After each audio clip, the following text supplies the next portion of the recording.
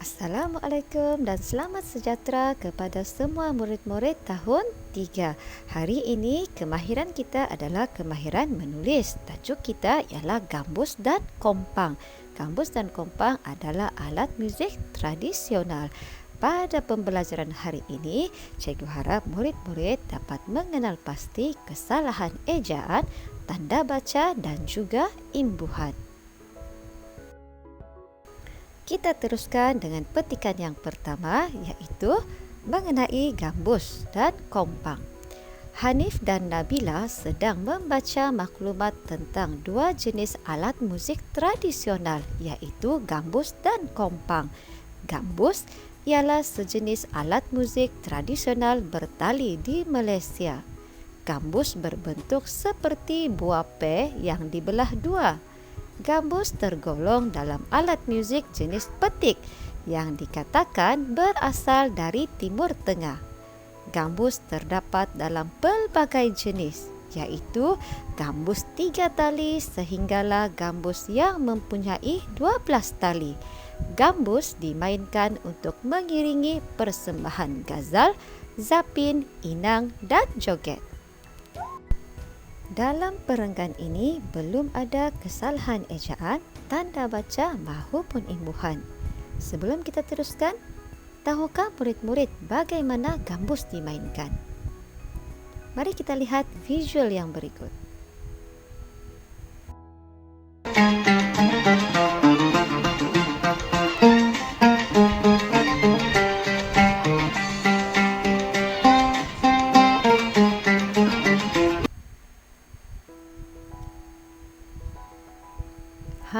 Itu adalah cara-cara ataupun bagaimana gambus dimainkan.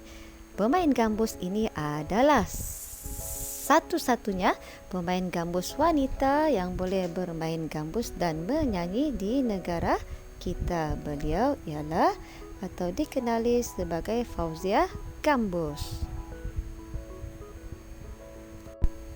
Kita teruskan dengan perenggan yang seterusnya. Kompang ialah alat muzik tradisional. Alat muzik ini popular dalam kalangan masyarakat Melayu. Kompang tergulung dalam kumpulan alat muzik gendang. Kulit kompang biasanya diperbuat daripada kulit kambing.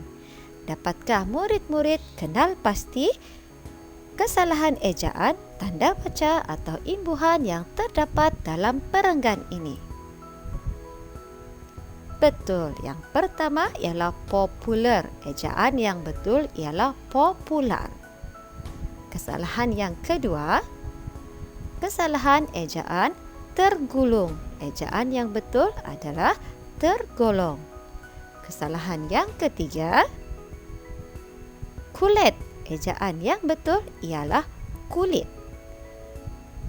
Kesalahan yang seterusnya, betul, kambing. Ejaan yang betul ialah kambing.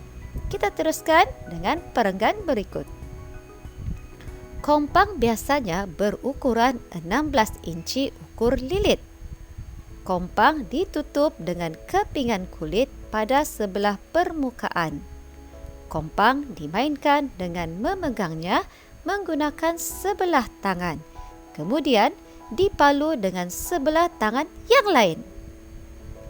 Dapatkah murid-murid kenal pasti kesalahan ejaan, tanda baca atau imbuhan dalam perenggan ini? Kesalahan pertama ialah kesalahan tanda baca. Tanda koma, sepatutnya tanda yang betul ialah tanda nokta. Kesalahan yang seterusnya ialah betul, kesalahan huruf besar tanda baca. Sepatutnya selepas nokta, huruf pertama perkataan mesti ditulis dengan huruf besar. Kesalahan yang seterusnya lagi, kesalahan tanda baca tanda seru. Tanda baca yang sesuai ialah tanda nokta. Kita teruskan dengan perenggan ketiga. Cara mengmalu kompang adalah dengan mengtepuk kulit kompang dengan bahagian jari-jari atau tapak tangan mengikut rentak. Kompang biasanya dimainkan dalam pelbagai acara seperti perarakan kenduri, majlis rasmi dan upacara-upacara tradisi lain. Kita haruslah mempelajari alat muzik ini agar tradisinya menjaga. Apakah kesalahan ejaan, tanda baca atau imbuhan yang terdapat pada perenggan ketiga ini? Kesalahan pertama ialah mengmalu. Imbuhan yang sepatutnya ialah memalu. Kesalahan seterusnya ialah kesalahan imbuhan mengtepuk. Imbuhan yang sesuai atau imbuhan yang sepatutnya digunakan ialah menepuk. Kesalahan ketiga, imbuhan menikut. Perkataan yang betul atau yang sepatutnya ialah mengikut. Dan kesalahan terakhir ialah imbuhan menjaga. Imbuhan yang betul ialah terjaga. Baiklah murid-murid, mari kita lihat petikan yang berikutnya dan kita cuba cari sekali lagi kesalahan ejaan, imbuhan dan tanda baca. Murid-murid boleh merujuk buku aktiviti jilid 2 muka surat 10. Tokoh kraf negara, adik guru kraf logam dan tokoh kraf negara.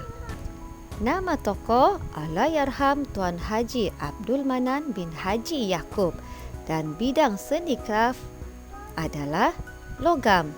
Lantikan pertama adik guru pada tahun 2008 dan tahun lantikan tokoh kraf negara adalah pada tahun 2011. Mari kita lihat latar belakang penglibatan beliau. Latar belakang pelibatan. Allahyarham Tuan Haji Abdul Manan bin Haji Yaakob seorang tukang perak. Beliau mula terdedah kepada kerja-kerja pertukangan perak seawal 7 tahun. Sejak kecil, beliau sering memerhatikan hasil kerja pertukangan bapanya, Allahyarham Haji Yaakob bin Muhammad. Pada usia 14 tahun, Allahyarham mula gigih mendalami kemahiran pertukangan perak daripada bapanya. Dapatkah murid-murid kenal pasti kesalahan ejaan, imbuhan atau tanda baca pada perenggan pertama ini? Mari sama-sama kita cuba kenal pasti kesalahan-kesalahan tersebut. Yang pertama, pelibatan. Perkataan yang sesuai atau imbuhan yang sesuai ialah penglibatan. Kesalahan yang kedua adalah kesalahan ejaan. 7 sepatutnya dieja dengan 7. T-U-J-U-H. Kesalahan seterusnya ialah kesalahan ejaan kecil. Ejaan yang betul ialah kecil. K-E-C-I-L. Kejayaan. Kesalahan yang seterusnya ialah hasil. Ejaan yang betul ialah hasil. H-A-S-I-L. Kesalahan yang seterusnya ialah gigih. Ejaan yang betul ialah G-I-G-I-H. Gigih. Dan kesalahan yang terakhir adalah kesalahan ejaan kemahiran.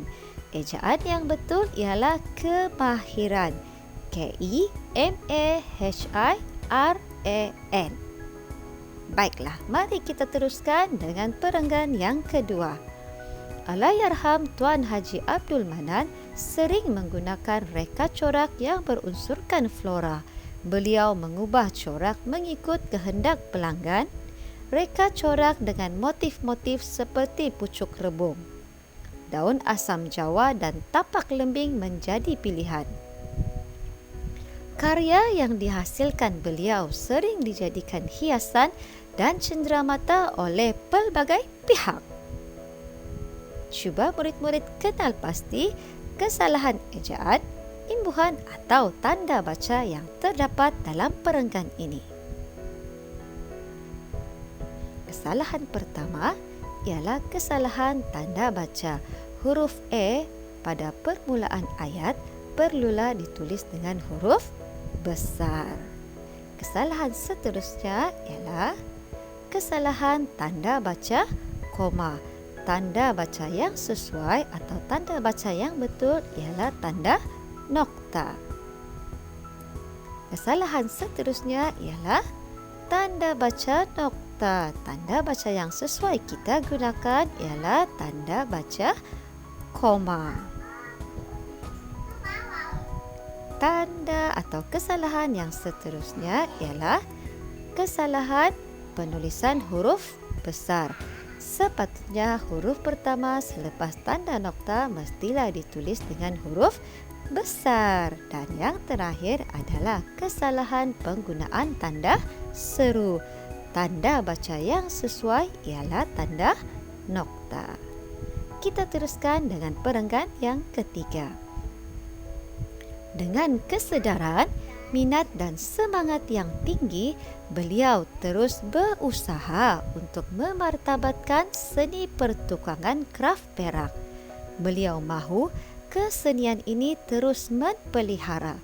Oleh itu, di terpanjang hayatnya, beliau bercita-cita mahu melihat generasi muda masyarakat Melayu mewarisi pertukangan kraft perak ini. Apakah kesalahan imbuhan yang terdapat dalam perenggan ini? Yang pertama, berusaha. Imbuhan yang sesuai ialah membentuk perkataan berusaha. Kesalahan kedua ialah imbuhan menpelihara. Imbuhan yang sesuai ialah memelihara. Yang ketiga adalah terpanjang. Imbuhan yang sesuai digunakan dalam ayat ini ialah sepanjang. Kesalahan yang seterusnya ialah melihat. Melihat. Perkataan atau imbuhan yang sesuai ialah imbuhan membentuk perkataan melihat. Dan ada satu lagi yang sengaja cikgu biarkan untuk murid-murid cari. Perkataan itu terdapat dalam perenggan yang terakhir. Baiklah murid-murid, tahniah kerana kekal bersama cikgu sehingga ke akhir pembelajaran. Selepas ini, cikgu minta murid-murid tulis semula petikan pada muka surat 11. Gantikan ejaan, imbuhan dan tanda baca yang salah dengan ejaan, imbuhan dan tanda baca yang betul. Sila garis perkataan yang telah murid-murid betulkan. Baiklah murid-murid, selamat menjawab. Terima kasih dan kita jumpa lagi. Bye.